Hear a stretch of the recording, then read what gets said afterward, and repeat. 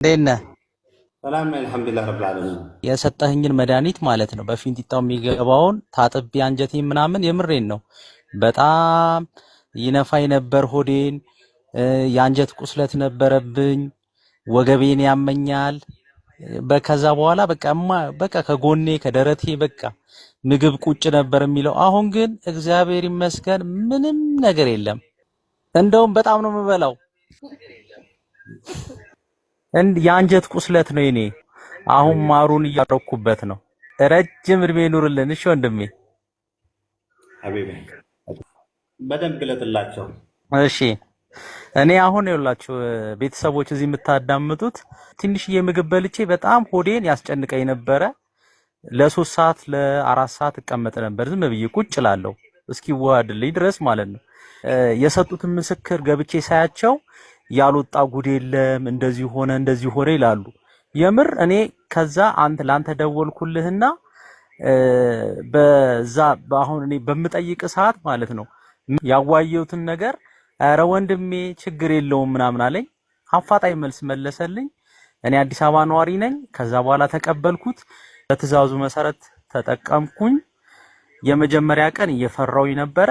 ከዛ ስጀምረው የወጣው ድርቀት በቃ ስንት ዘመን የነበረ ኮንክሪት የሚመስል ነገሮች በቃ እንደዚህ ሰዎቹ ያወሩት እንደ ጄል ነገር ብለው እንደ ብቻ ምን ልበል እዚህ ላይ ላይገለጽ ይችላል። እና እነዚህ ነገሮች በደንብ አድርገው እኔ አሁን አንዳንድ ደግሞ ትንሽ እንደ ጮማ የሚመስሉ ነገሮች ስብ በላቸው እነዛ ነገሮች ሁሉ እንዳለ ጥርግርግ ብለው ወጥተዋል። አሁን እኔ እግዚአብሔር ይመስገን የሆነ ቦርጭ ነበረኝ። ያ ቦርጭ ግን የለም አሁን በቃ አሁን ስብስብ ያለ ሆድ ነው ያለኝ እና አሁን ምግብ ምናምን በታዘዝኩት መሰረት እየበላሁኝ ነው። በጣም በቃ ብላ ይለኛል።